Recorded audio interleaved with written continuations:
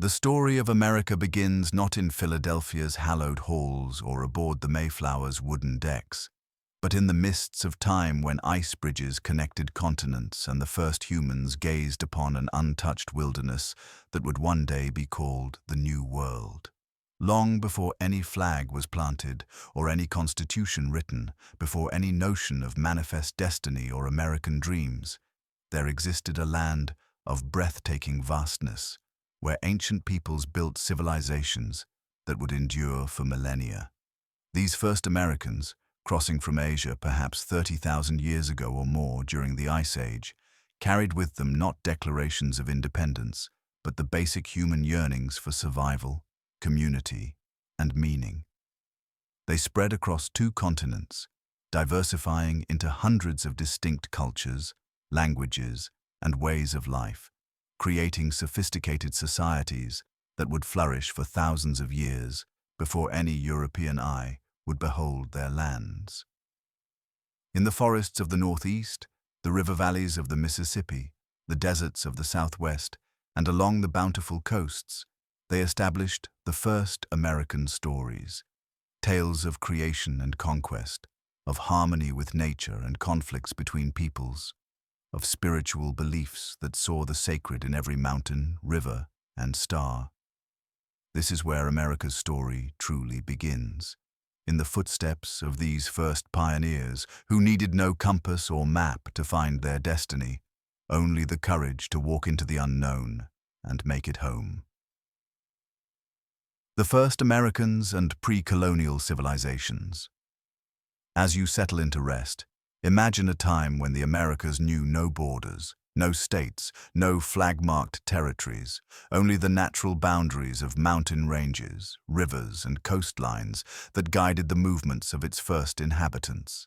These earliest Americans, the ancestors of all indigenous peoples, arrived during the Pleistocene epoch, when massive glaciers locked up so much of the world's water that sea levels dropped dramatically, exposing a land bridge called Beringia between present-day Siberia and Alaska.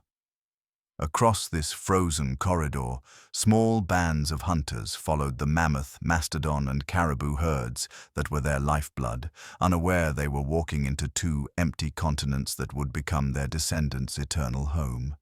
The journey was neither quick nor simple, spanning perhaps thousands of years as groups slowly moved southward, some following the Pacific coastline, others threading through an ice-free corridor between massive glacial sheets. Recent archaeological discoveries suggest humans may have arrived even earlier than previously thought, with some sites indicating presence as far back as 30,000 years ago.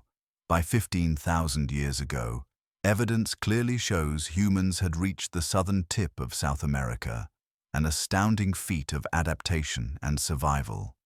As the climate warmed and the Ice Age ended, rising seas submerged Beringia forever, leaving the peoples of the Americas to develop in isolation from the rest of humanity for millennia to come. In this vast laboratory of human development, extraordinary diversity flourished. The descendants of those Ice Age pioneers adapted to every conceivable environment. In the American Southwest, the ancestral Puebloans built elaborate cliff dwellings and apartment-like structures in places like Mesa Verde and Chaco Canyon. These architectural marvels, constructed between 900 and 1150 CE, featured hundreds of rooms, ceremonial kivas, and sophisticated astronomical alignments that tracked the seasons with exceptional precision.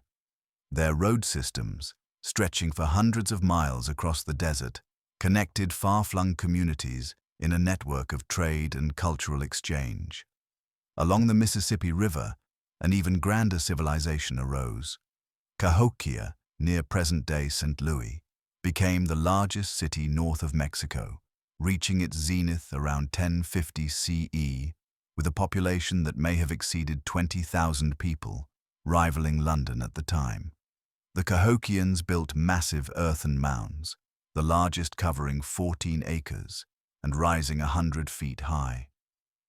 From atop these monuments, priest-kings observed the heavens, and governed a complex society of farmers, craftsmen, traders, and warriors whose influence extended throughout the Mississippi Valley. The city's careful urban planning included plazas, specialized craft districts, and residential areas that suggest a highly organized society. In the eastern woodlands, sophisticated confederacies emerged among peoples like the Haudenosaunee, also known as the Iroquois Confederacy. Their great law of peace created a democratic confederation that initially united 5 nations: the Mohawk, Oneida, Onondaga, Cayuga, and Seneca, later joined by the Tuscarora.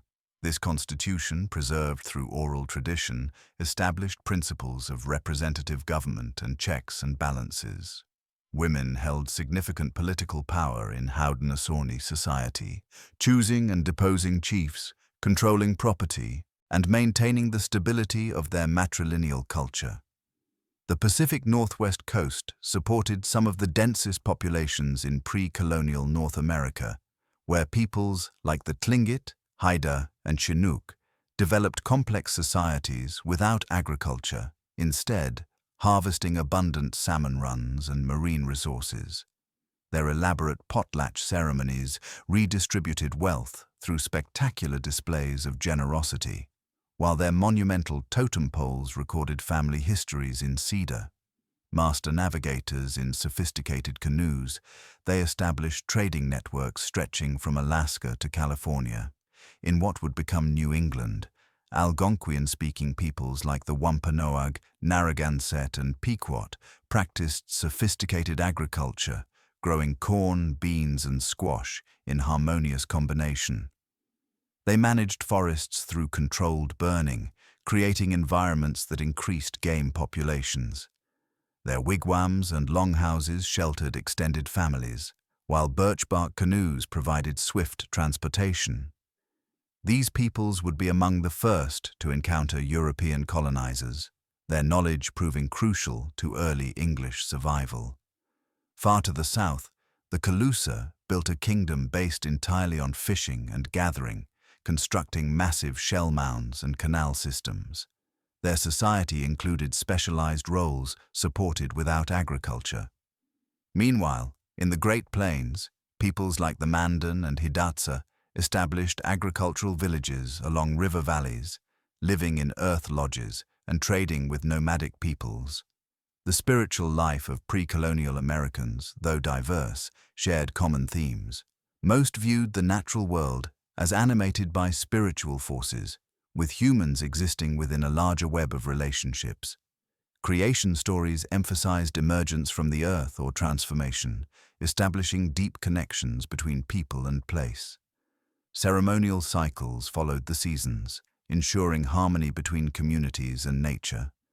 By the 15th century's end, between 5 and 15 million people inhabited what would become the United States, speaking hundreds of languages from dozens of distinct families.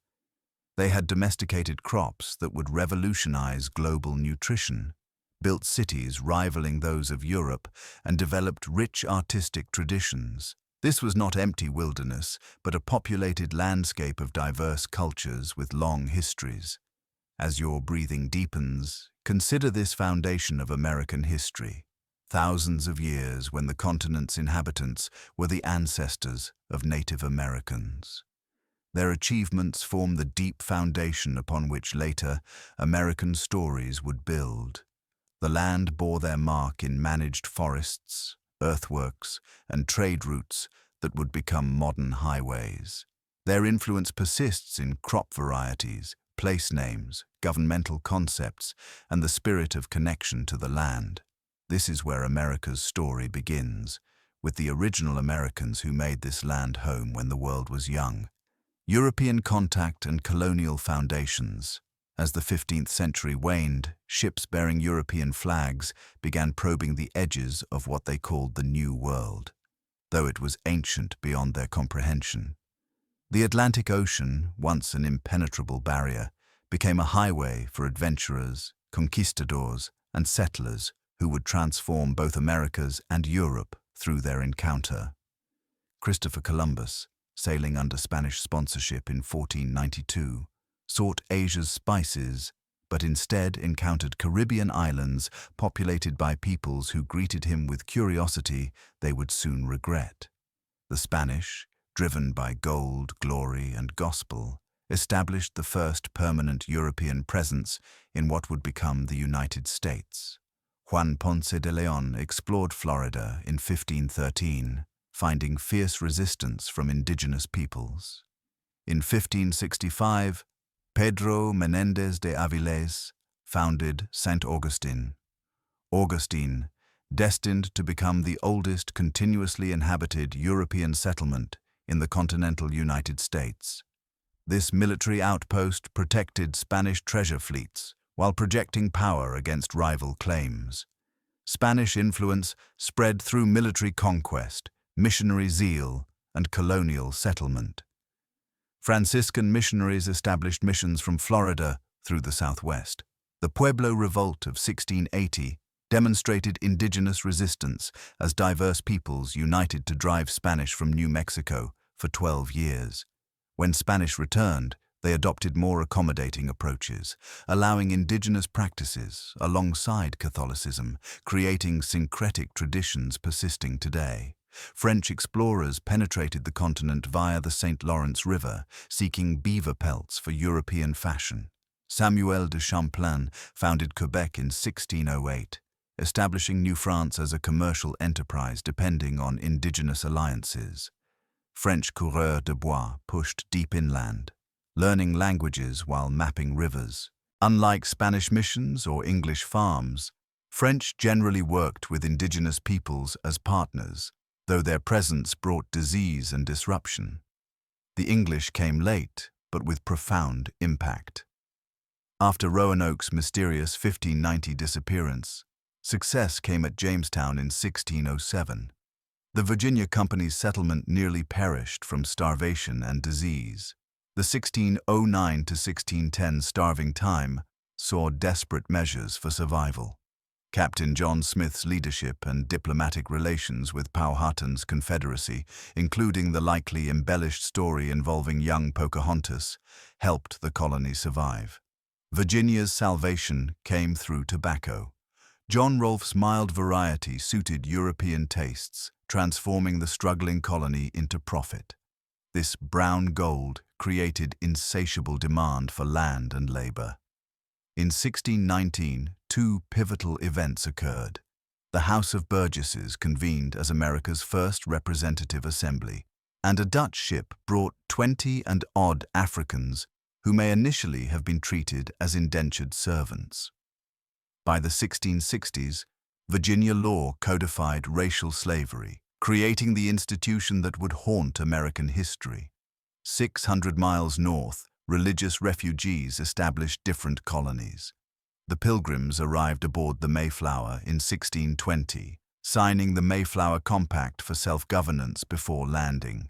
Half died the first winter, but with Squanto's assistance, a Patuxet man who learned English during European captivity, they established sustainable agriculture and peaceful relations with Massasoit's Wampanoag Confederation.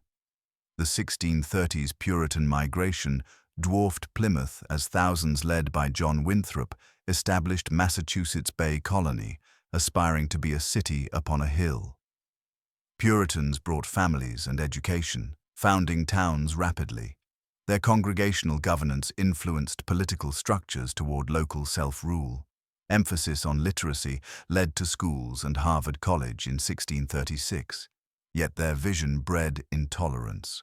Roger Williams and Anne Hutchinson were banished for dissent, founding Rhode Island and promoting religious freedom. The Middle Atlantic saw diverse colonization. Dutch established New Netherland along the Hudson, with New Amsterdam becoming a polyglot trading center. When English conquered it bloodlessly in 1664, renaming it New York, they inherited this diversity. Pennsylvania, granted to William Penn in 1681, became a holy experiment in religious tolerance. Penn treated indigenous peoples fairly, attracting persecuted minorities who gave the colony its character of principled prosperity. southern colonies developed distinctively. Maryland, a Catholic refuge, evolved like Virginia into a tobacco colony with plantations worked by enslaved Africans. The Carolinas developed regional characters, North Carolina with small farms, South Carolina with rice plantations creating wealth through enslaved African knowledge of tropical agriculture.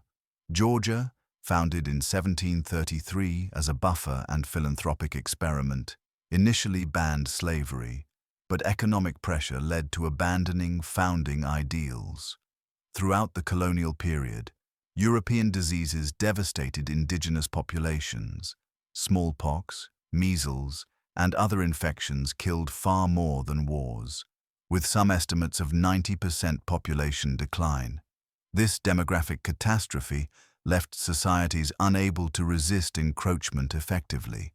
Yet Native Americans actively adapted, adopting European goods, playing powers against each other, and maintaining traditions even as their world transformed. Colonial society developed unique characteristics. In New England, town meetings and congregational churches fostered self-governance. The Middle Colony's diversity created religious tolerance and commercial dynamism. The South's plantation agriculture created hierarchical society based on race and class. All colonies developed representative assemblies that challenged royal authority. By 1750, 13 British colonies stretched along the Atlantic coast, each with distinct character, yet sharing common English heritage of law, language, and political traditions. Colonial population had grown to over 1 million, including enslaved Africans comprising 40% of some southern colonies. Cities like Boston, New York, Philadelphia, and Charleston became centers of commerce and culture. The Great Awakening of the 1730s to 1740s swept the colonies, challenging established churches and emphasizing personal religious experience. This movement crossed colonial boundaries, creating shared American experiences. Ministers like Jonathan Edwards and George Whitefield drew massive crowds, democratizing religion and inadvertently preparing colonists to question all authority. Economic development proceeded rapidly. New England's rocky soil encouraged shipbuilding, fishing, and commerce.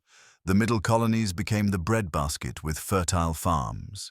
The South's plantations produced tobacco, rice, and indigo for export. This regional specialization created interdependence while generating wealth that made colonists increasingly confident.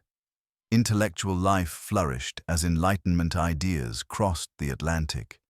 Benjamin Franklin embodied American adaptation of European thought, conducting scientific experiments while building civic institutions. Newspapers proliferated, creating public discourse about governance and rights. Libraries, colleges, and learned societies demonstrated colonial sophistication. As peaceful slumber approaches, envision these colonial foundations not as inevitable progress, but as contingent encounters with multiple possible outcomes. Picture first meetings between peoples who could barely conceive each other's existence, fumbling communication across cultural gulfs, cooperation and conflict shaping relationships. Observe patterns established: representative government and authoritarian rule, religious freedom and intolerance, opportunity and exploitation, diversity and hierarchy, echoing through American history. The colonial period planted seeds growing in unexpected directions, creating a society unlike Europe yet profoundly shaped by European ideas, transformed by encounter with indigenous and African peoples, in a land making its own demands on all who sought to possess it. Growing tensions and the road to revolution. As the 18th century progressed, the relationship between Britain and her American colonies evolved from benign neglect to increasing tension.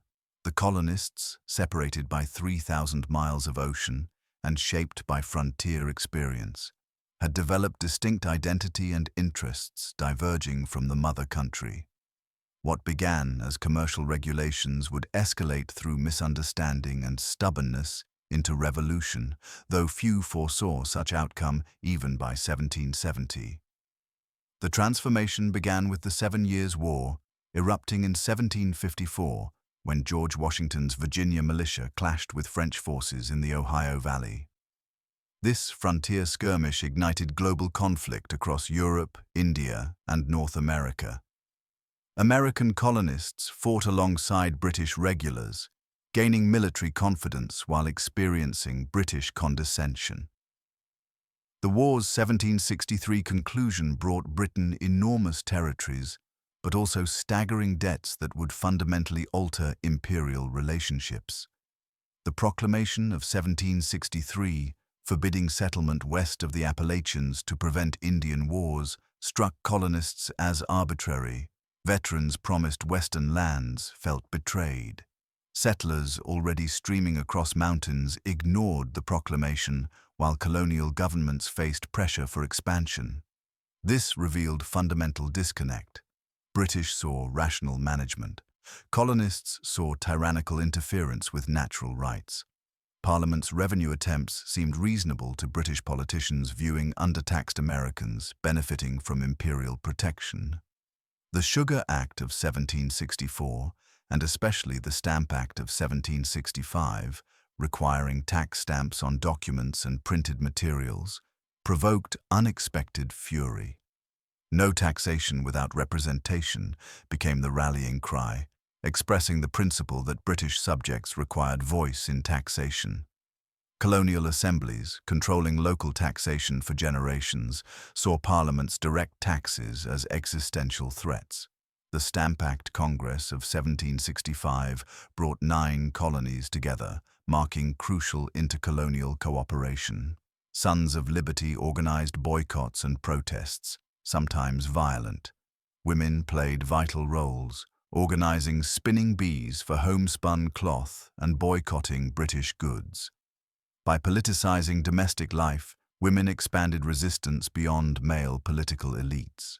Parliament's 1766 repeal seemed to resolve crisis, but the Declaratory Act asserting Parliament's right to legislate in all cases whatsoever ensured fundamental issues remained unresolved. The Townshend Acts of 1767, imposing duties on imports, reignited controversy. Colonial leaders organized non-importation agreements, transforming resistance into sustained economic warfare. British troops arriving in Boston in 1768 created daily friction, exploding into the Boston Massacre of March 1770, when soldiers fired into a crowd, killing 5, including Crispus Attucks. Colonial propagandists masterfully exploited this incident, though John Adams's defense of soldiers demonstrated commitment to law even amid popular passion. A period of relative calm followed most Townshend duties repeal, yet tensions simmered as committees of correspondence shared information and coordinated resistance.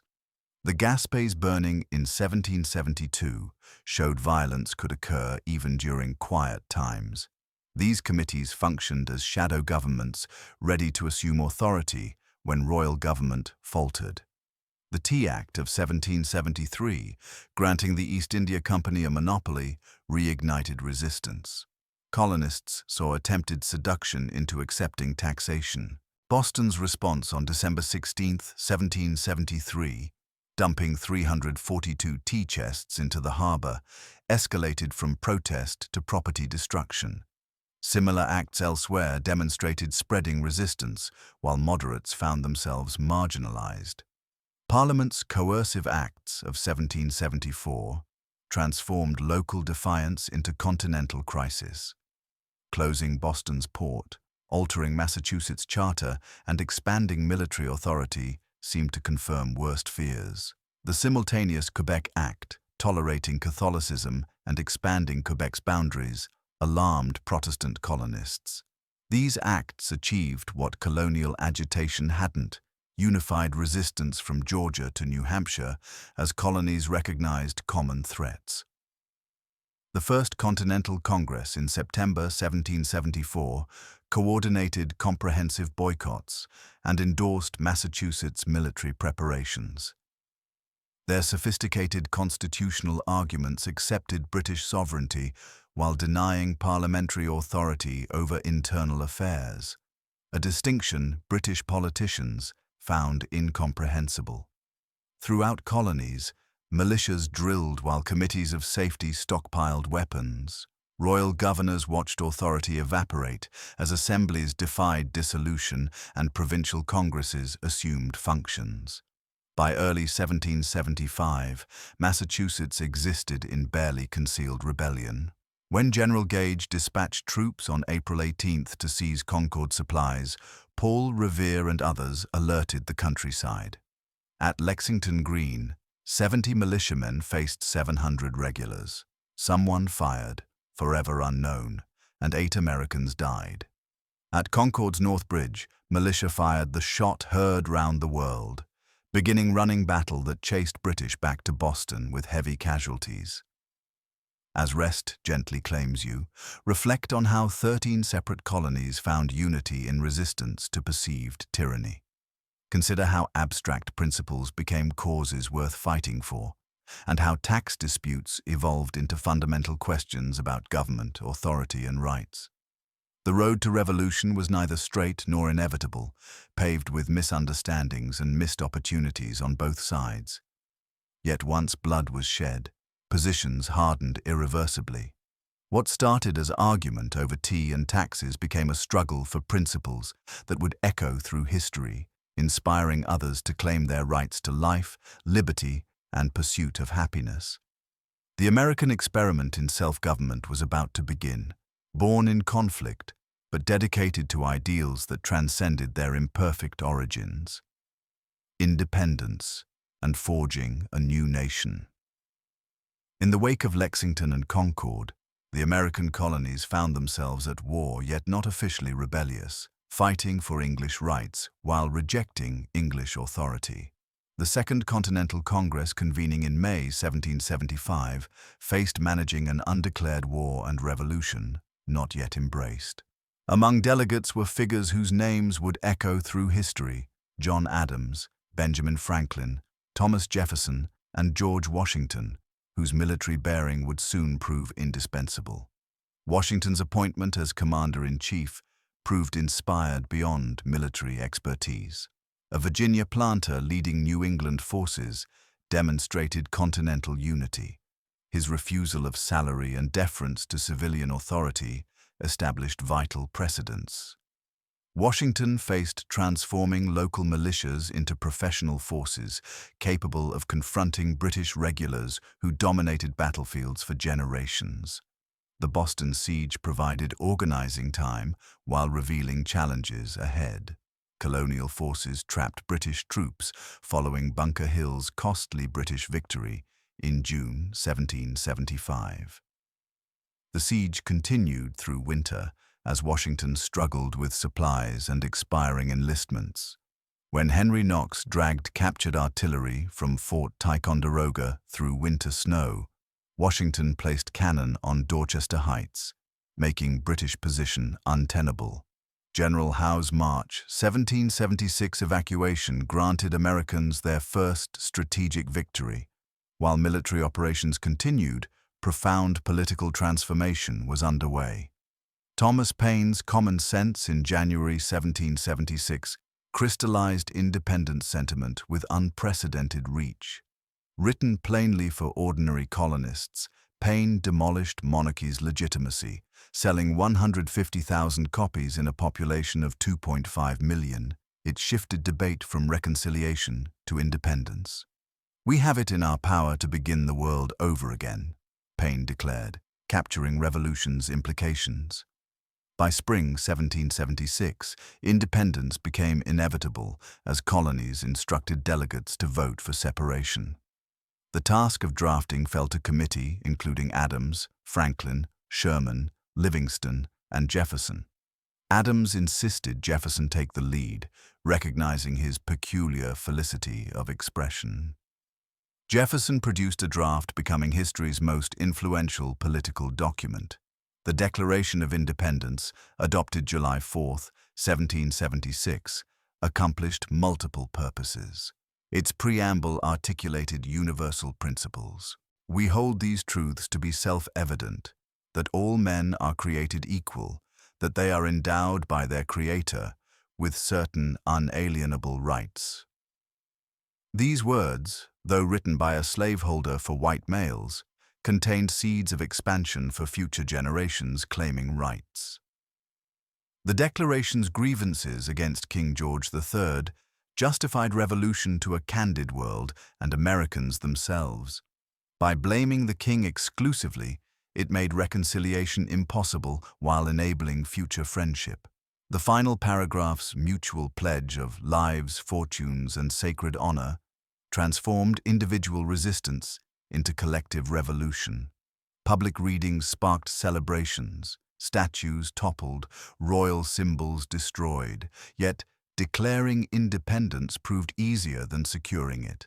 Massive British forces converged on New York, 32,000 professional soldiers supported by powerful navy. The Battle of Long Island in August 1776 demonstrated the disparity as Washington's army suffered defeat, saved only by nighttime evacuation concealed by fog. Through fall 1776, Washington retreated across New Jersey, his army melting away until barely 3,000 remained. In this darkest hour, Washington achieved his most brilliant stroke. On Christmas night, 1776, he led troops across the ice-choked Delaware to attack Hessians at Trenton. Complete surprise brought victory without losing a man in combat. Princeton's follow-up victory restored morale, demonstrating Continental forces could defeat professionals. The year 1777 brought triumph and trial. British strategy to split colonies by controlling the Hudson failed through poor coordination.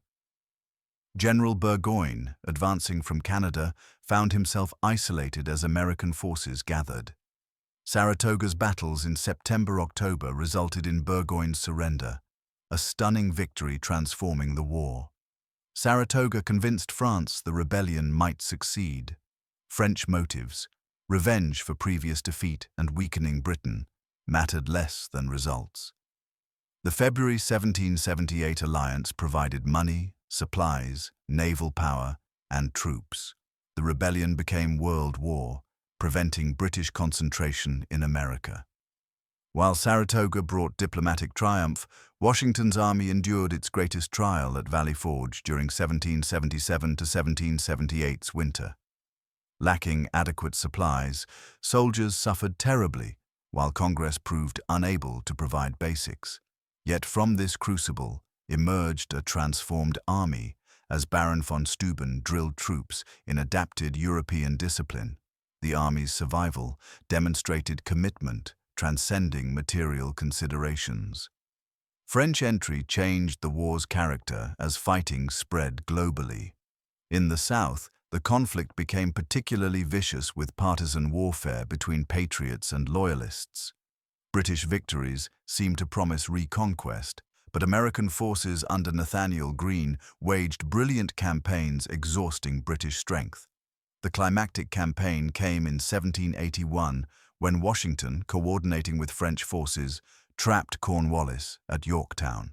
French naval victory prevented relief, while combined forces conducted formal siege.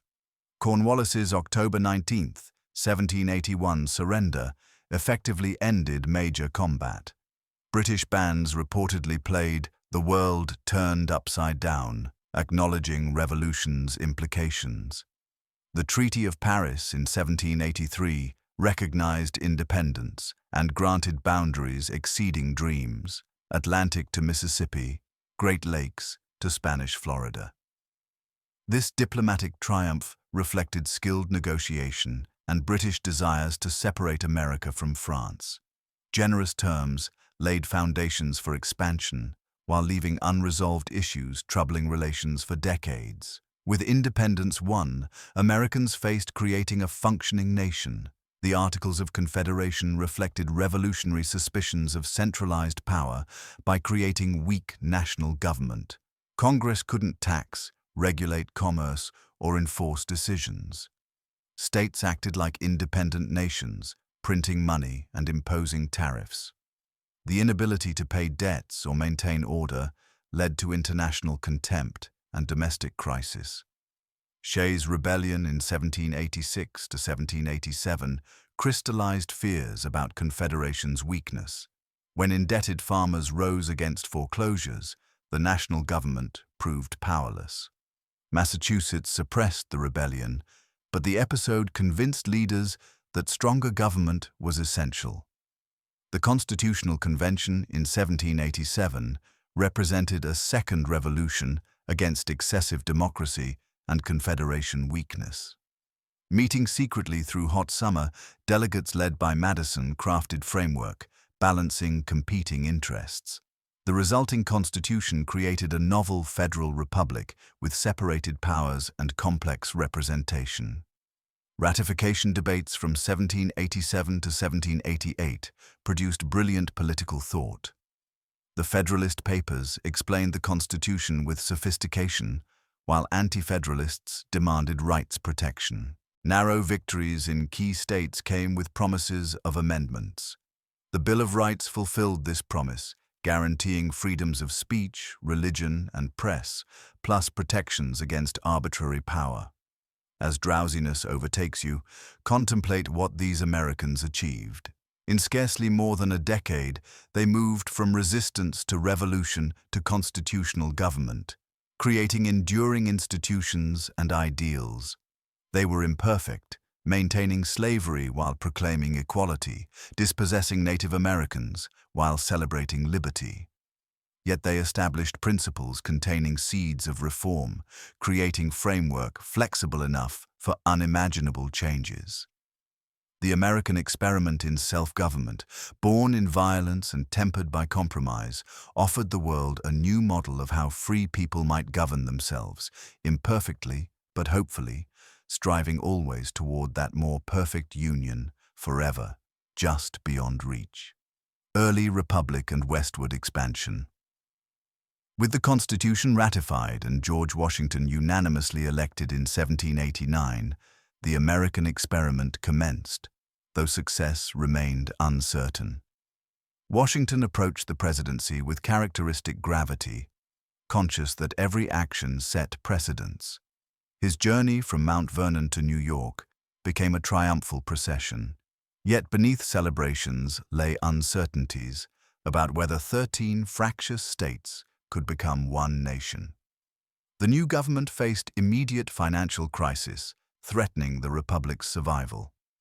Alexander Hamilton, Treasury Secretary at 34, confronted massive Revolutionary War debts and worthless currency.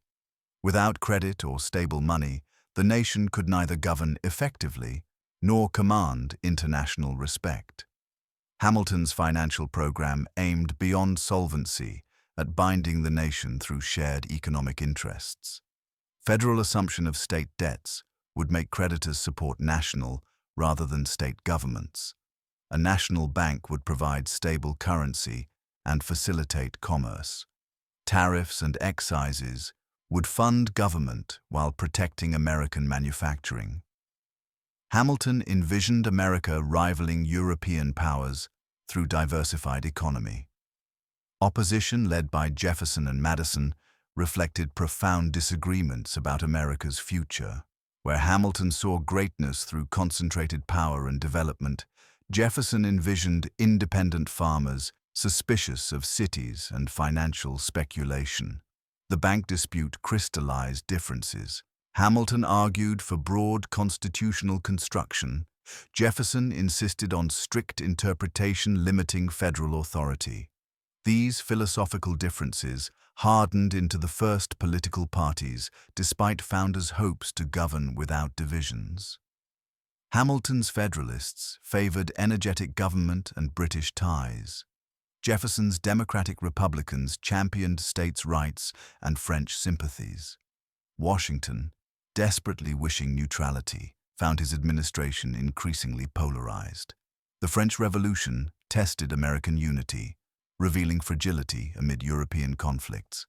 Americans initially celebrated French republicanism as validating their revolution.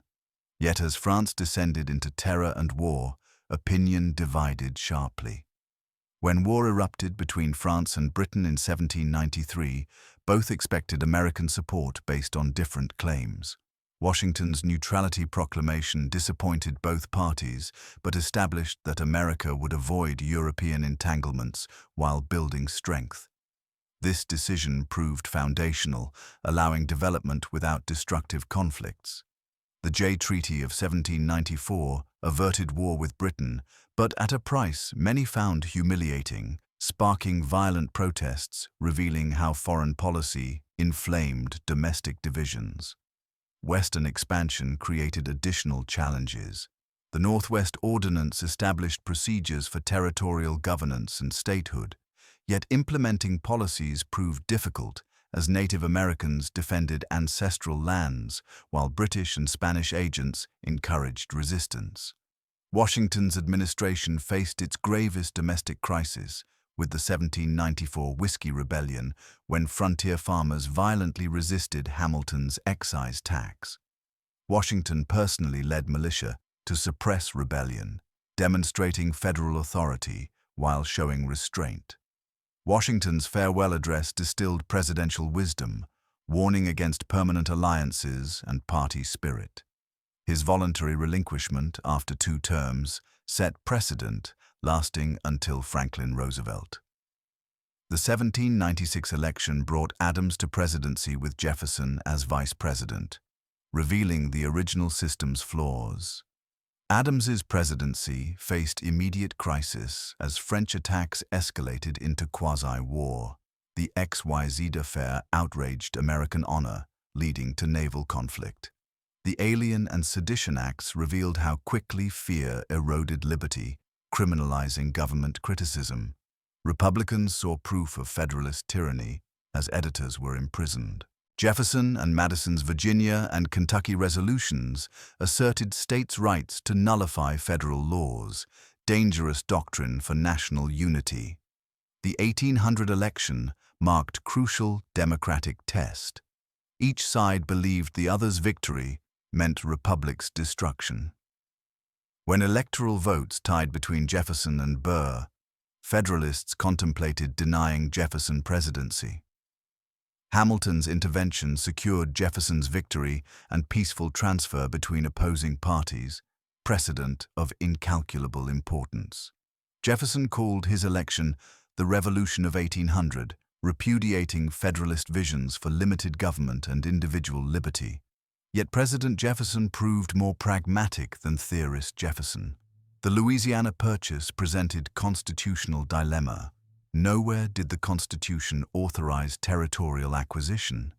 Jefferson wrestled conscience before concluding the opportunity to double the nation's size outweighed scruples. The $15 million purchase from Napoleon ranks among history's greatest bargains. The territory ensured America would become a continental power. Lewis and Clark's expedition captured imagination with tales of endless possibilities. Their journey, aided by Sacagawea and numerous native peoples, demonstrated the continent's potential while foreshadowing indigenous displacement. The early republic's expansion devastated Native Americans, finding lands increasingly coveted. Tecumseh attempted pan-Indian resistance, arguing land belonged to all Indians commonly. His vision threatened American expansion, contributing to tensions with Britain.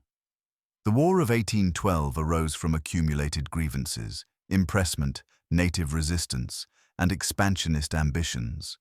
Warhawks saw opportunity for conquering Canada while Britain fought Napoleon. The war proved nearly disastrous. Invasions of Canada failed miserably. British forces burned Washington. Only naval victories and Jackson's New Orleans triumph salvaged honor. Despite military frustrations, the war produced psychological victory, confirming independence. The Federalist Party collapsed, inaugurating the era of good feelings under Monroe, with apparent unity masking sectional tensions. Post-war expansion accelerated as Americans poured westward. New states reflected rapid growth. The Erie Canal created commercial gateway to interior. Steamboats transformed river commerce, while railroads began supplementing waterways. The transportation revolution bound east to west, with commercial bonds proving crucial when sectional tensions threatened disunion. The Missouri Compromise of 1820 revealed poison beneath expansion. Missouri's statehood application as slave state threatened Senate balance. The compromise temporarily resolved crisis, but Jefferson called it a fire bell in the night, terrifying him for the Union's future. The question of whether America would be free or slave couldn't be compromised forever. The Monroe Doctrine boldly asserted American hegemony, declaring the Western Hemisphere closed to European colonization. Though America lacked enforcement power, British interests coincidentally aligned. The doctrine expressed growing confidence that American principles would spread across the continent and beyond. As consciousness gently fades, picture these early Americans' restless energy, always pushing toward new frontiers. Observe wagon trains crossing prairies, canal boats threading waterways, steamboats churning rivers inland. Witness the paradox of equality's nation expanding through native displacement and enslaved labor. This early republic contained defining contradictions: idealism and exploitation, democracy and exclusion. Yet it demonstrated remarkable adaptability, growing from fragile confederation to continental power in 2 generations, creating institutions and myths shaping American identity and global aspirations. The die was cast for continued expansion and inevitable reckoning with slavery that would test whether any nation conceived in liberty could endure while denying freedom to millions. Division and the Civil War. As America reached mid-century, continental expansion brought to crisis the fundamental contradiction embedded since founding: human slavery in a republic proclaiming equality. The question haunting politics since the Constitutional Convention could no longer be avoided. Like a house divided, as Lincoln would state, the country couldn't endure permanently half slave and half free. Jefferson's feared reckoning now told insistently across a nation exhausting its ability to avoid moral failing. The Mexican War of 1846 to 1848 added vast territories but intensified sectional crisis. David Wilmot's proposal banning slavery from Mexican territories split Congress sectionally. California gold discovery accelerated crisis as 49ers rapidly populated territory seeking free state admission, disrupting carefully maintained balance. The Compromise of 1850, Clay's final performance, attempted bridging the chasm through concessions. California entered free, upsetting balance. New Mexico and Utah would decide through popular sovereignty. The slave trade ended in Washington, D.C. symbolically. Most controversially, the Fugitive Slave Act required Northern assistance capturing escapees, making them complicit in abhorrent system. The act proved inflammatory, transforming debates into moral choices. Federal marshals seized alleged fugitives with minimal process. Dramatic rescues demonstrated Northern unwillingness as slave catchers. Stowe's Uncle Tom's Cabin crystallized sentiment through human faces on cruelty. Selling 300,000 copies initially, it made slavery impossible to ignore. The Kansas-Nebraska Act of 1854 shattered the Missouri Compromise, allowing territories choosing slavery through popular sovereignty. Bleeding Kansas resulted as settlers flooded in, establishing rival governments and guerrilla warfare. Lawrence's sacking and Brown's Pottawatomie massacre brought civil war early. Violence proved the slavery question passed beyond democratic politics. The Republican Party's 1854 to 1856 emergence realigned politics sectionally, combining former Whigs, Free Soilers, and anti-slavery Democrats. Republicans opposed expansion while disclaiming interference where existing. Though moderate, this appeared radical to Southerners, correctly perceiving Geographic constraint meant eventual death. The party's northern growth demonstrated sectional parties competing for power. The Dred Scott decision of 1857 pushed toward disunion through judicial fiat. Taney declared blacks could never be citizens with no rights whites must respect. Congress couldn't prohibit territorial slavery, effectively declaring Republican platform unconstitutional. Rather than settling issues, it convinced Northerners of slave power conspiracy making slavery national. The 1858 Lincoln-Douglas debates captivated attention articulating fundamental choices. Douglas defended popular sovereignty and white supremacy. Lincoln, disclaiming social equality, insisted slavery violated Declaration principles requiring ultimate extinction. His House-divided speech articulated what many feared saying, "America must become all one thing or another." John Brown's 1859 Harper's Ferry raid brought tensions boiling.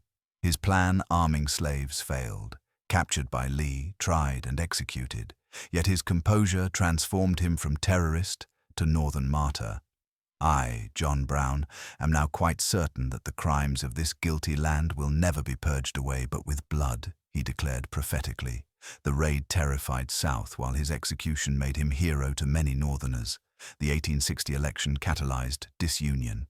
Democrats split, unable to agree on territorial slavery. Lincoln's Republican victory, without winning any Southern state, convinced South their interests couldn't be secure where North elected presidents without Southern votes.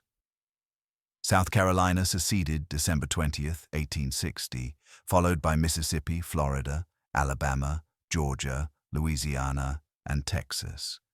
They acted not from immediate threat, but calculating Republican control would gradually erode slavery until abolition became possible.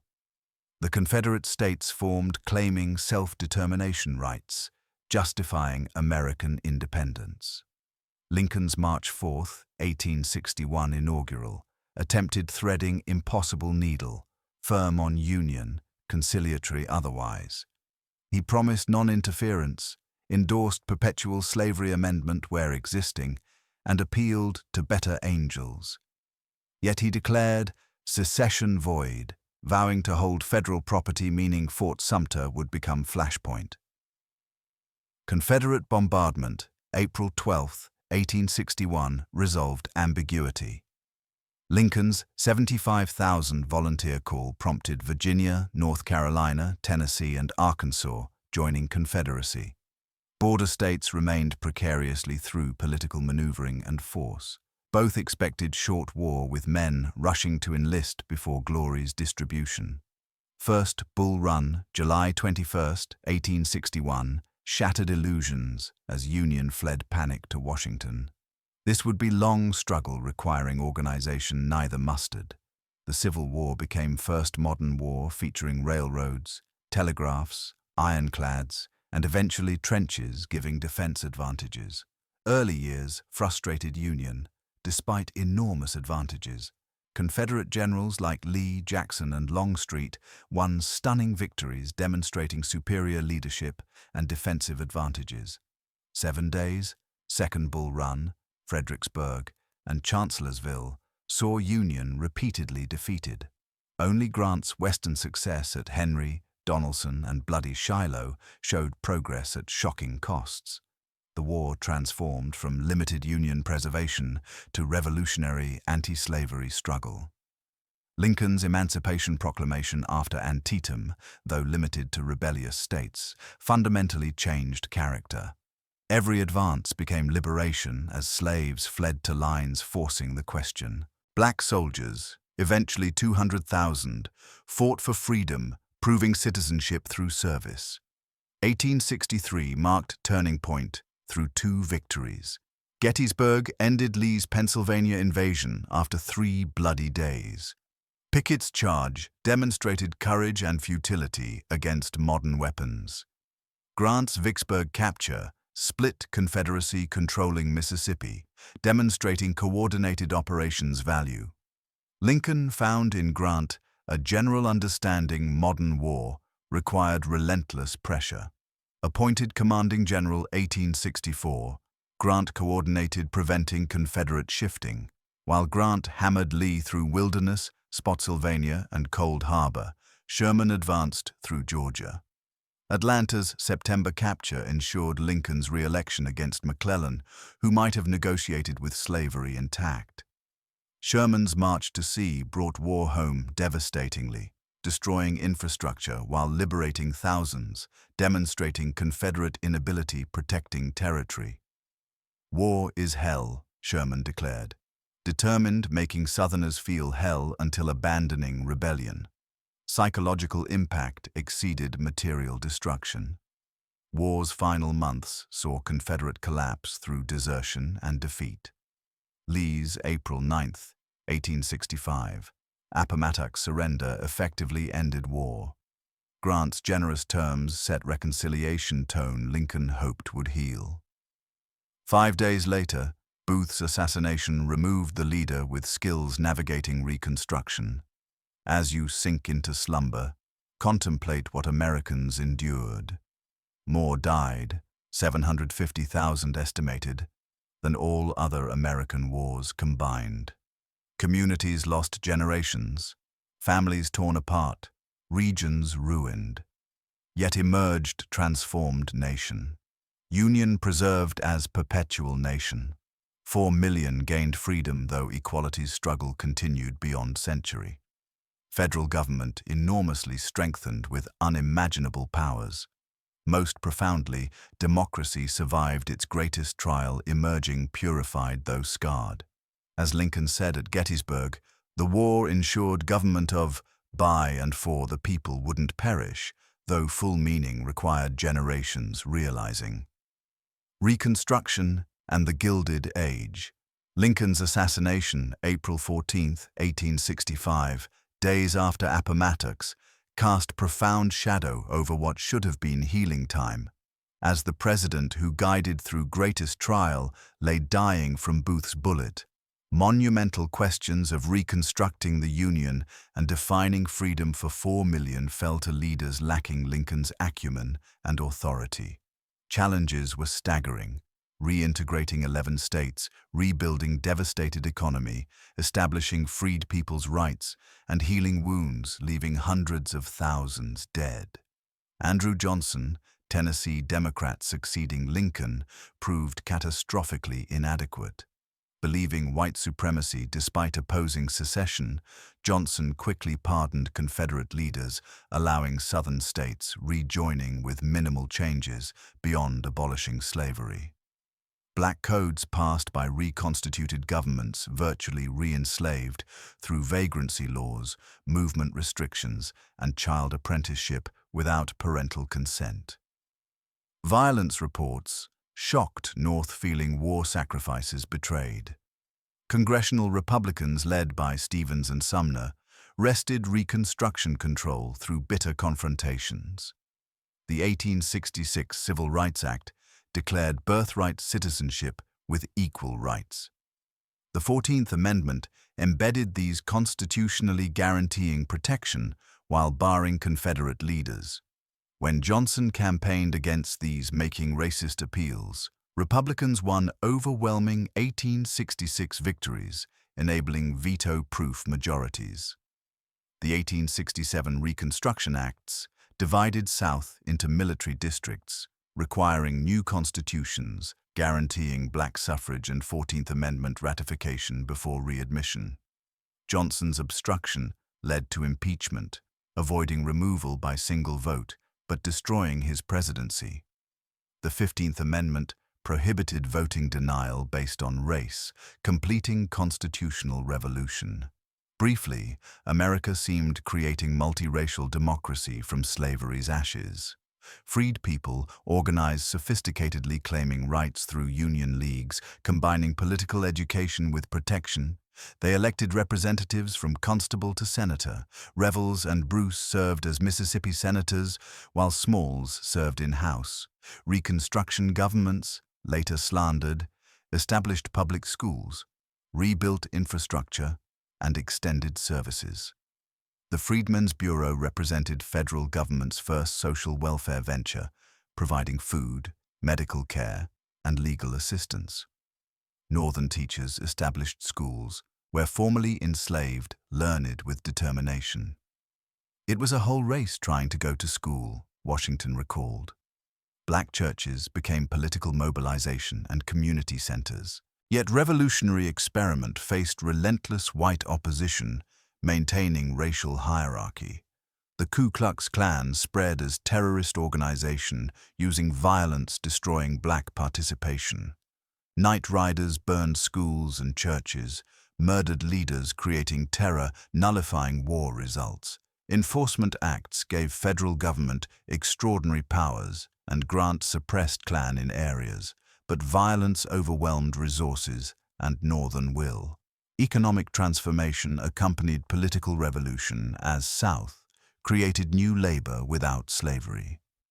Freed people sought land, believing only economic independence secured freedom. Sherman's field order providing 40 acres raised hopes Johnson dashed returning land. Sharecropping emerged, compromising between landowners without capital and workers without land, keeping farmers perpetually indebted while preserving plantation aspects. Northern support gradually waned as the 1870s progressed. The 1873 panic focused attention on economic rather than Southern problems. Many whites proved unwilling, supporting indefinite occupation, protecting black rights. Liberal Republicans advocated reconciliation, while Supreme Court limited federal protection powers. Slaughterhouse and Cruikshank gutted the 14th Amendment, leaving rights under state jurisdiction. The disputed 1876 election ended Reconstruction. Democrat Tilden won popular vote, but electoral disputes left outcome uncertain. The 1877 Compromise awarded Hayes presidency for withdrawing troops. Last biracial governments fell to Redeemer Democrats promising white supremacy. Through violence, fraud, and disenfranchisement, states systematically stripped black rights. As political reconstruction collapsed, America plunged into Gilded Age changes, surface glittering but base underneath.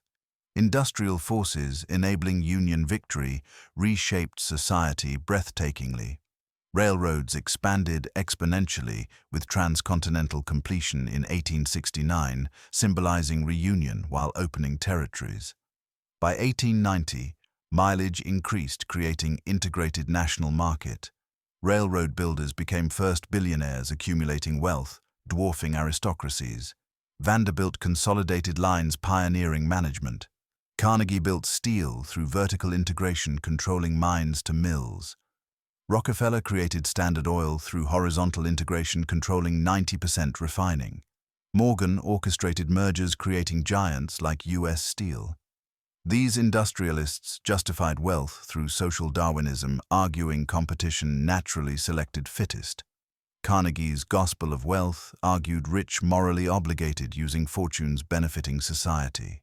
Yet accumulation methods, predatory pricing, manipulation, corruption, violent labor suppression, earned robber baron epithet. Industrial growth created wrenching dislocations, transforming rural to urban nation. Chicago grew from 100,000 to 1 million in one generation. Cities featured stark contrasts between Fifth Avenue mansions and Lower East Side tenements. Reese's photography shocked middle-class Americans with urban poverty images. Workers faced dangerous conditions, long hours, minimal pay, without safety net. The 1877 railroad strike saw workers shutting traffic until troops suppressed violently. Knights of Labor attempted organizing all workers, reaching 700,000 by 1886. Haymarket's bombing demonstrated organization limitations. American Federation under Gompers pursued conservative strategy focusing on concrete gains. Homestead and Pullman strikes saw workers confronting government forces, breaking strikes. Western expansion completed continental conquest, devastating Native Americans.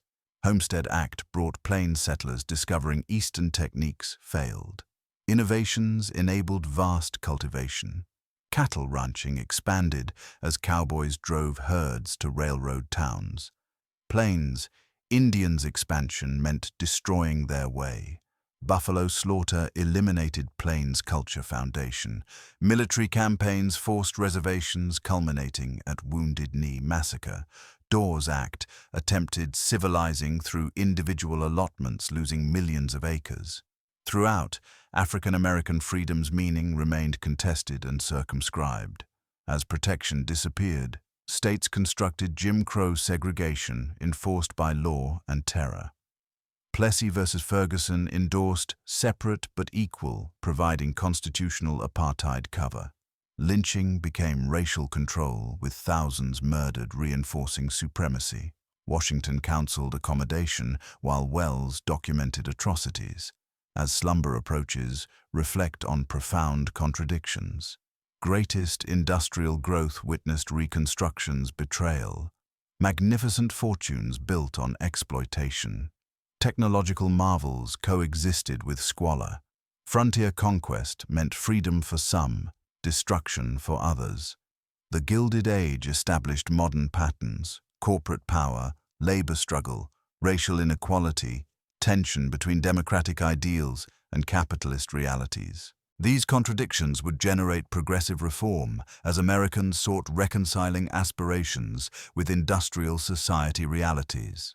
The golden surface concealed deep fractures requiring generations addressing, some remaining unhealed today. Progressive era and becoming a world power. As the 19th century yielded to the 20th, Americans awakened to find their nation transformed beyond recognition from Jefferson's agrarian ideals. The frontier declared closed in 1890. Giant corporations wielded power dwarfing governments, and cities teemed with immigrants speaking dozens of languages. Old certainties of rural Protestant America seemed besieged from all directions. Darwin's evolution, biblical criticism, socialist agitation, women demanding votes. Yet from confusion emerged remarkable reform energy called the Progressive Era. As Americans sought adapting democratic institutions to industrial reality while asserting destiny as world power. The progressive movement defied simple categorization, encompassing businessmen seeking efficient government, socialists demanding worker control, women crusading against saloons, and social scientists convinced expertise could solve problems. Uniting these reformers was belief that conscious action could improve society, rejecting both laissez-faire fatalism and revolutionary Marxism. They shared optimistic faith in education, organization, and democracy's self-correction ability, though disagreeing sharply about methods and goals. Muckraking journalists exposed corruption riddling American society. Ida Tarbell investigated Standard Oil, revealing Rockefeller's ruthless practices. Lincoln Steffens documented municipal corruption in The Shame of the Cities. Upton Sinclair intended The Jungle, converting readers to socialism depicting immigrant workers' plight, but instead horrified with unsanitary meatpacking descriptions, leading to Pure Food and Drug Act. These exposés created public reform demand politicians couldn't ignore. Theodore Roosevelt, becoming president after McKinley's 1901 assassination, embodied progressive spirit with boundless energy and faith in vigorous government. History's youngest president at 42, Roosevelt transformed the office through personality and novel executive interpretation. His square deal promised balancing capital and labor interests, using federal mediation rather than automatic business support. The 1902 coal strike saw Roosevelt threatening mine seizure unless operators negotiated, establishing federal intervention precedent in labor disputes. Roosevelt's trust-busting, though more symbolic than systematic, challenged corporate power, thrilling ordinary Americans. Prosecuting Northern Securities, Morgan's railroad holding company, established that mightiest corporations faced law. "We don't want to destroy corporations," Roosevelt declared, but we do wish to make them subserve the public good. His conservation efforts creating national parks and forests reflected progressive beliefs in scientific management, preserving 230 million acres from private exploitation. At municipal and state levels, progressive reforms transformed governance. Cities adopted commission and manager systems, replacing corrupt machines with efficient administration. Wisconsin, under La Follette, became democracy's laboratory, implementing direct primaries, railroad regulation, and tax reform. Women's suffrage advanced state by state, as reformers argued women's moral sensitivity needed cleaning politics. Settlement houses like Adams's Hull House provided social services while training female reformers, shaping American policy for decades.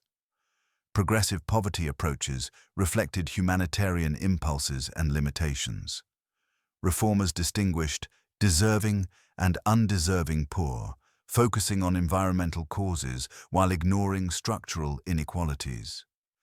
Child labor laws, women's maximum hours, and workers' compensation provided real benefits while reinforcing gender assumptions about women's protection needs. The movement's racial record proved particularly problematic, with many accepting or promoting segregation as necessary for efficient government. Taft's 1909 to 1913 presidency continued progressive policies but lacked Roosevelt's charisma, splitting Republicans. Roosevelt's 1912 challenge on progressive bull moose ticket with platform, including women's suffrage and social insurance, allowed Democrat Wilson's plurality victory. Wilson, political scientist turned politician, brought different progressivism focused on restoring competition rather than regulating monopoly. Wilson's New Freedom produced significant first-term legislation. Federal Reserve Act created central banking stabilizing finance.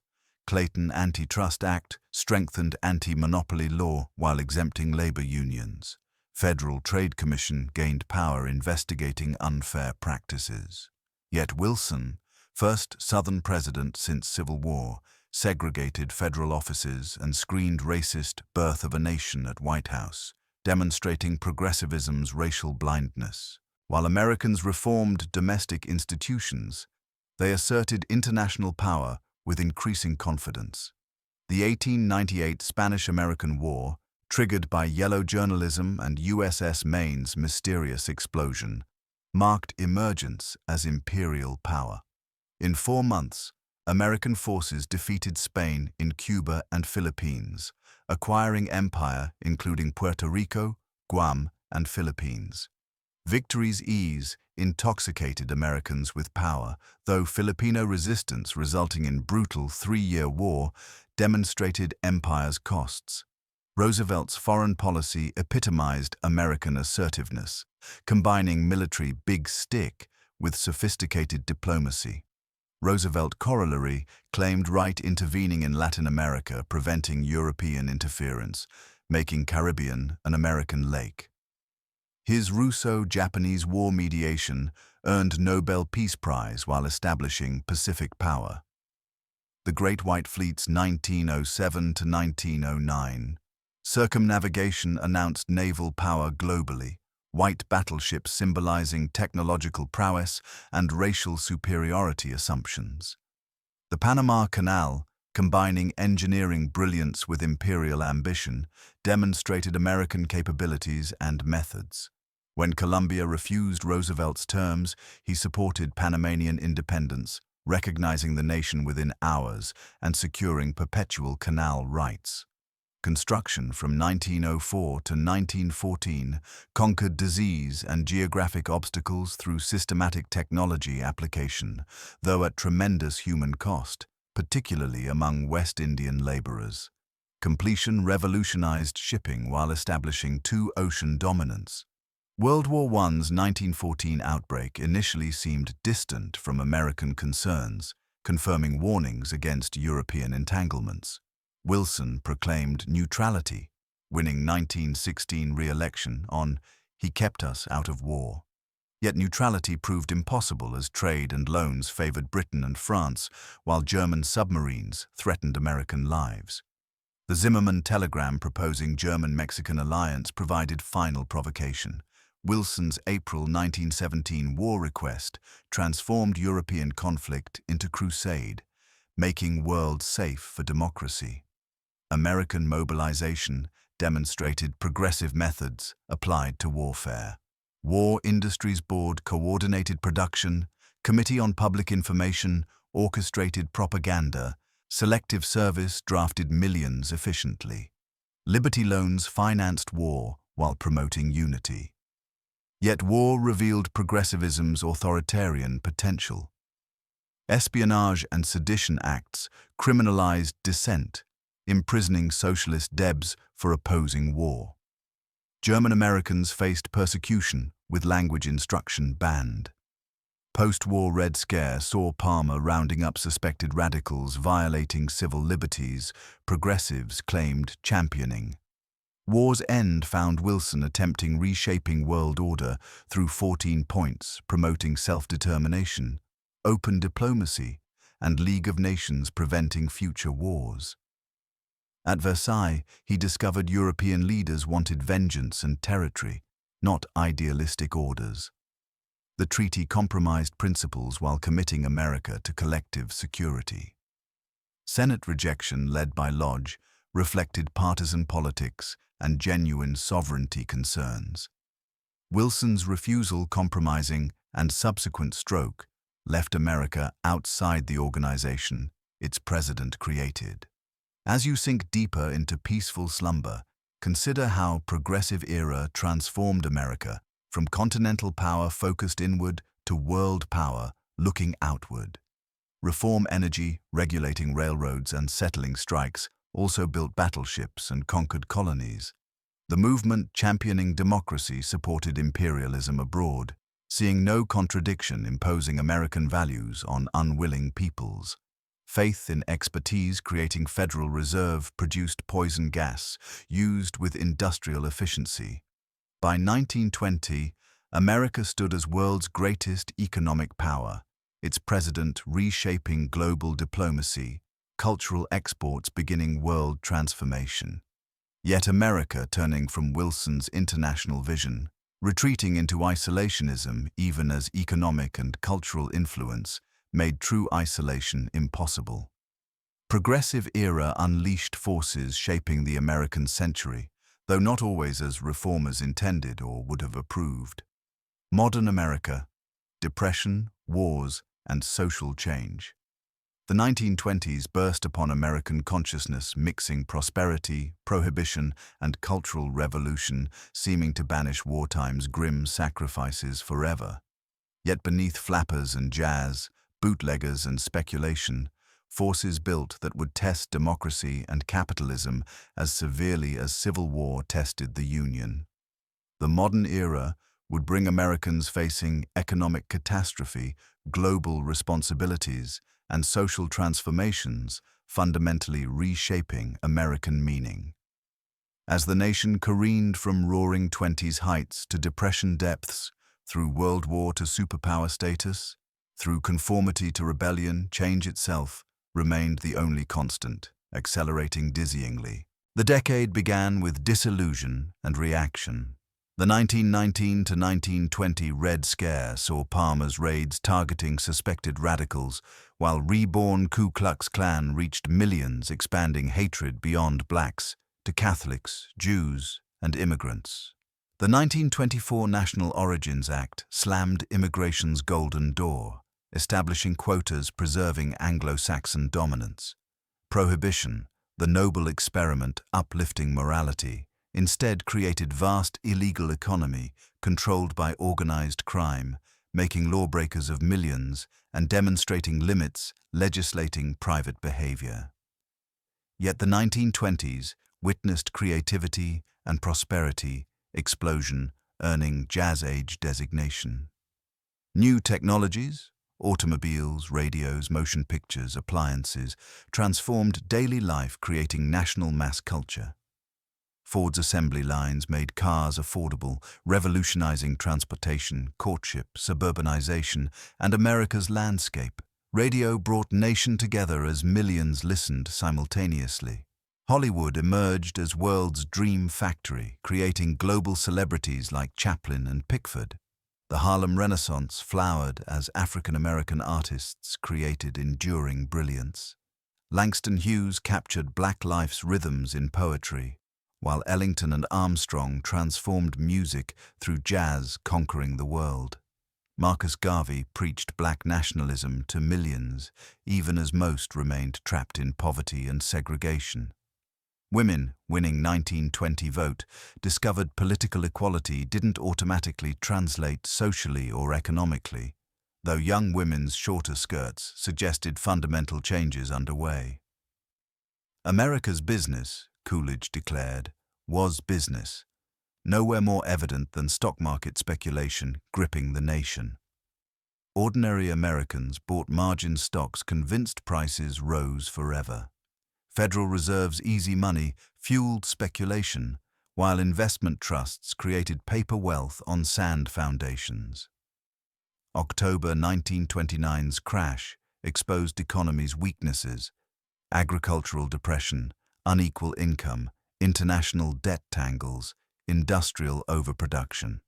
Financial panic became the Great Depression, history's most severe economic crisis. By 1932, industrial production halved, unemployment reached 25%. Thousands of banks failed taking life savings. Breadlines and soup kitchens became common while Hoovervilles sprouted in vacant lots. Great Plains drought combined with poor farming created Dust Bowl, sending topsoil east and Okies west, desperately seeking work. The American dream became nightmare as prosperous citizens sold apples on corners and families faced eviction. Hoover, the great engineer who organized European relief saving millions, proved unable grasping depression's magnitude or need for federal action. His belief voluntary cooperation and business confidence would restore prosperity seemed increasingly disconnected as conditions worsened. The 1932 Bonus Army, when veterans demanding early payment were driven from Washington by MacArthur's troops, crystallized Hoover's perception as heartless and incompetent. Franklin Roosevelt's 1932 election brought patrician politician whose polio-induced paralysis gave empathy for suffering and supreme confidence inspiring desperate nation. "The only thing we have to fear is fear itself," his inaugural declared, promising action, and action now. The first 100 days saw legislative whirlwind, Emergency Banking Act restoring confidence, Civilian Conservation Corps employing youth, Agricultural Adjustment Act raising farm prices, Tennessee Valley Authority developing entire region, National Industrial Recovery Act regulating industry, protecting workers. The New Deal represented not coherent ideology, but pragmatic experimentation. Works Progress Administration employed millions building infrastructure, still serving communities while supporting artists and writers. Social Security established first federal safety net. Wagner Act protected organizing rights leading to industrial unions giving workers power. Fair Labor Standards Act established minimum wages and maximum hours ending worst exploitation. These reforms faced fierce opposition from business leaders seeing Roosevelt as class traitor and Supreme Court initially striking programs. Roosevelt's 1937 court-packing plan failed politically, but succeeded intimidating court into accepting expanded federal power. Left critics like Long and Coughlin argued Roosevelt hadn't gone far enough, proposing wealth redistribution, attracting millions before movements collapsed. The New Deal transformed government creating modern welfare state, establishing federal economic security responsibility. Yet it failed, ending depression. Unemployment remained near 15% in 1940. What it accomplished was saving democracy and capitalism when fascism and communism attracted followers worldwide. It gave ordinary Americans sensing government cared acting protecting them from catastrophe. Roosevelt's coalition, workers, farmers, intellectuals, minorities, dominated politics generationally. World War II ended depression, transforming America into democracy's arsenal. Though Americans initially favored isolation from European conflicts, Nazi aggression and Japanese expansion shifted opinion. Roosevelt maneuvered carefully, aiding Britain through Lend-Lease, maintaining neutrality. Pearl Harbor's December 7, 1941 attack, date living in infamy, united Americans determined winning total victory. War effort mobilized entire society, ending unemployment as factories operated continuously, producing ships, planes, munitions, staggering allies and enemies. Women entered workforce unprecedentedly, symbolized by Rosie the Riveter, though most expelled when men returned. African Americans used war's democratic rhetoric challenging segregation, with Randolph's threatened march forcing Roosevelt banning defense discrimination. War's darkest chapter was interning 110,000 Japanese Americans, two-thirds citizens, in camps based solely on ancestry, reminding that wartime hysteria could override constitutional protections. American industrial might and Soviet blood defeated Nazi Germany, while American technology, culminating in atomic bombs on Hiroshima and Nagasaki, forced Japanese surrender. War cost 400,000 American lives, but left United States as dominant power, homeland untouched, and economy producing half-world's manufactured goods. GI Bill provided education and housing, creating new middle class, while suburbanization and baby boom transformed society. United Nations, headquartered in New York, symbolized American international commitment, though Cold War with Soviet Union soon divided world into hostile camps. The 1950s brought prosperity, but also conformity and anxiety. Cold War's nuclear threat hung over life as children practiced duck and cover and families built shelters.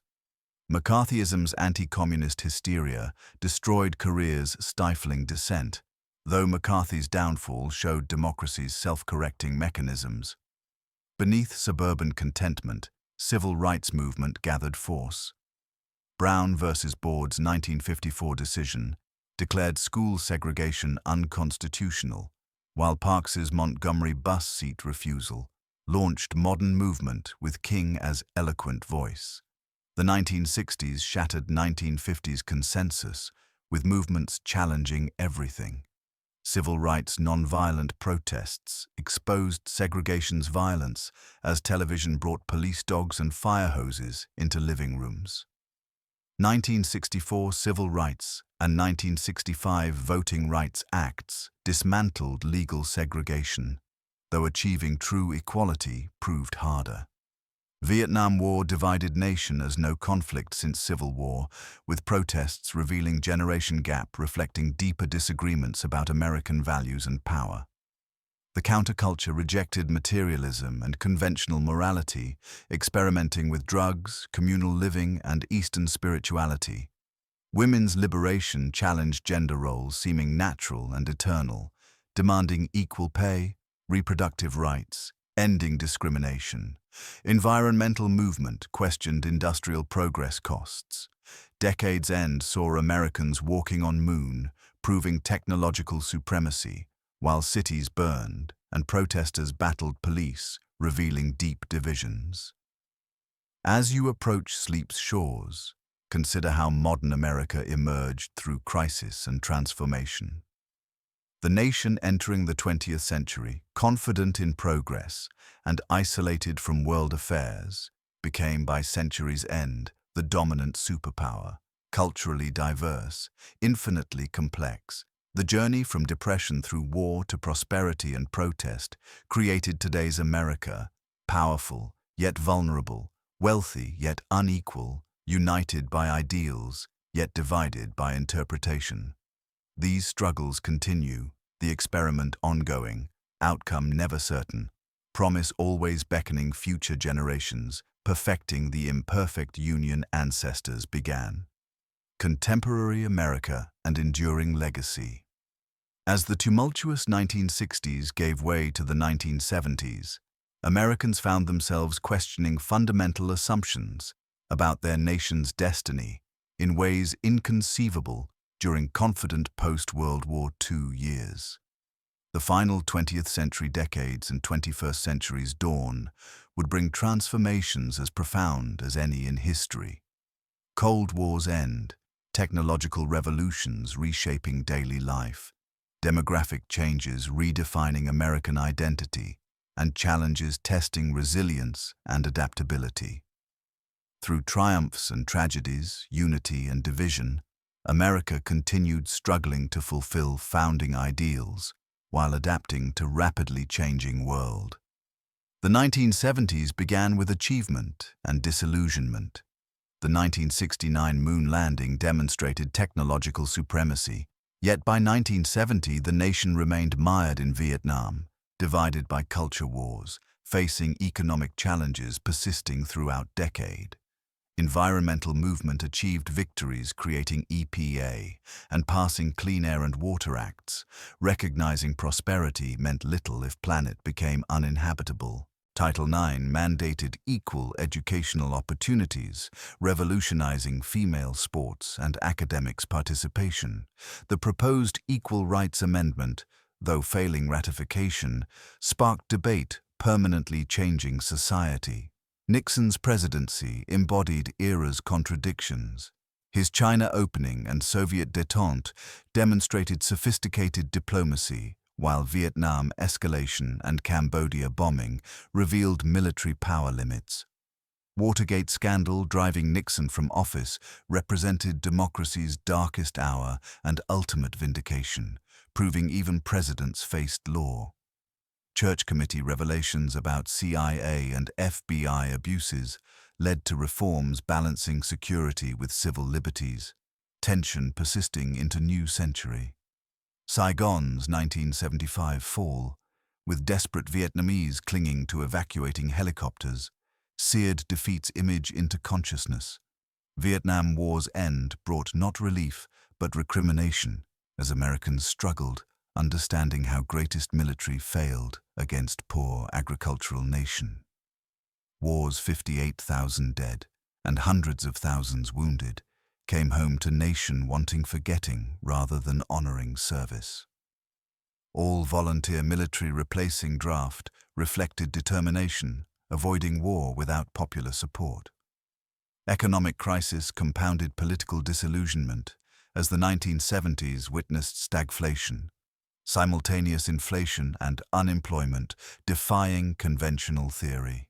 The 1973 Arab oil embargo quadrupled prices overnight, demonstrating American vulnerability. Gas station lines and lowered thermostats symbolized diminished expectations, while manufacturing faced Japanese and German competition. Rust Belt decline devastated communities as families fled seeking opportunity. Carter's 1977 to 1981 presidency reflected era's malaise. A born-again Christian engineer promising never lying, Carter achieved successes: Camp David Accords, Panama Canal treaties, human rights emphasis inspiring dissidents worldwide. Yet inability freeing Iranian hostages or controlling inflation made him seem ineffective, setting stage for conservative revolution reshaping politics. Reagan's 1980 election marked fundamental shift in governance and self-perception. The former actor's optimism and communication skills earned Great Communicator title, while conservative ideology challenged New Deal consensus. Government is not the solution, Reagan declared. Government is the problem. Tax cuts, military buildup, and deregulation initially deepened recession, but coincided with recovery restoring confidence, though prosperity proved unevenly distributed and debt tripled. Reagan's confrontational Soviet approach, calling it evil empire and proposing strategic defense initiative, alarmed those fearing nuclear war, but coincided with Soviet collapse. When Gorbachev initiated reforms inadvertently dissolving Soviet empire, Reagan partnered gracefully, helping end Cold War peacefully. Berlin Wall's 1989 fall seemed vindicating American values, with liberal democracy triumphant. Yet Cold War victory brought new challenges rather than peace.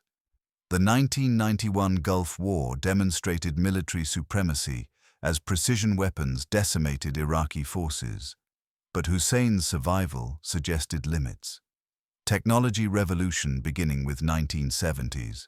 Personal computers accelerated through 1990s internet boom, creating vast wealth while raising concerns about privacy and inequality. Dot-com bubble reminded that new technologies didn't repeal economic laws. Clinton's 1993 to 2001 presidency brought prosperity and scandal equally. Economy boomed, creating surpluses and low unemployment, while technological innovation promised endless possibilities. Yet partisan warfare intensified, culminating in impeachment over sexual affair lies, which most Americans saw as excessive, revealing more about political dysfunction than misconduct. Culture wars over abortion, gay rights, and religious expression reflected deeper disagreements about identity and values, intensifying. September 11, 2001, shattered American invulnerability as terrorists transformed aircraft into weapons, killing nearly 3,000. Attacks unified Americans briefly in grief and determination, but responses soon divided again. Afghanistan war initially seemed successful, but Iraq war, launched on false premises, became Vietnam-like quagmire. Patriot Act and Snowden surveillance revelations raised security-liberty balance questions, echoing from Alien and Sedition Acts through McCarthyism. Hurricane Katrina's 2005 New Orleans devastation exposed persistent racial and economic inequalities as poor black residents suffered while government failed catastrophically. The 2008 financial crisis, triggered by reckless lending, brought worst downturn since Depression.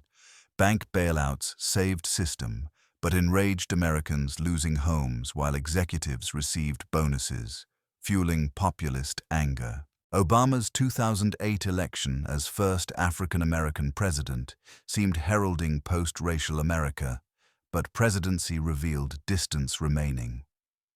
Affordable Care Act extended insurance to millions, but became opposition lightning rod, reflecting deeper disagreements. Tea Party and Occupy movements expressed different populist versions, while social media transformed discourse, often amplifying division. The 2010s brought recession recovery, but increasing polarization making governing difficult. Mass shootings sparked gun control demands, colliding with Second Amendment absolutism. Black Lives Matter protested police killings using smartphones, documenting injustices. Sharp Me Too exposed harassment throughout institutions, changing workplace culture. Same-sex marriage, 2015. Legalization marked enormous rapid social change, though transgender rights became new battlefield. Trump's 2017 to 2021 presidency shattered norms, intensifying divisions. His attacks on media, judges, and opponents alarmed those seeing democratic threats, while supporters celebrated challenging corrupt establishments. Immigration battles, trade wars, and Twitter controversies dominated, while COVID-19 pandemic, beginning 2020, killed hundreds of thousands, exposing dysfunction and solidarity as communities supported healthcare workers and vulnerable neighbors. As you drift into peaceful slumber, reflect on this ongoing experiment's enduring legacy. From 13 coastal colonies, America grew into extraordinary diversity's continental nation. The 1776 ideals, all created equal with inalienable rights, remain unfulfilled, yet inspire justice movements. The Constitution's framework survived civil war, depression, and revolution, proving adaptable while maintaining principles. America's world legacy includes not just military power or wealth, but ideals inspiring freedom movements globally. notions that ordinary people can self-govern, individual rights matter, diversity strengthens rather than weakens, change is possible through peaceful democracy. These transformed the world, though imperfectly implemented, even in America. The American dream of opportunity, regardless of birth, continues attracting immigrants, revitalizing with energy and ambition. Yet legacy includes darker chapters demanding acknowledgement: native genocide, African enslavement, exclusion, imperial adventures, environmental destruction, persistent inequalities, mocking ideals. The struggle between highest aspirations and basest impulses continues, each generation choosing which legacy embracing. Contemporary America faces challenges echoing throughout history, balancing unity and diversity, security and liberty, equality and freedom, tradition and change.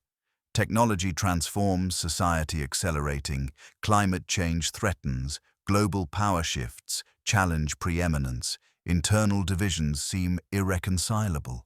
Yet Americans faced existential challenges before finding ways forward through persistence rather than perfection.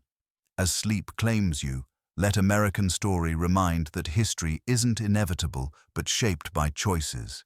The Native Americans inhabiting this land, colonists declaring independence, enslaved claiming freedom, immigrants seeking opportunity, reformers demanding justice, soldiers sacrificing for democracy, activists expanding rights.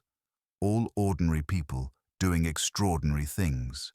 Their legacy challenges continuing building society worthy of ideals, knowing the experiment remains unfinished, promise unfulfilled but enduring, calling each generation writing new chapters, ensuring government of, by, and for, people shall not perish. Sweet dreams, and may you wake refreshed, facing your part in this continuing story.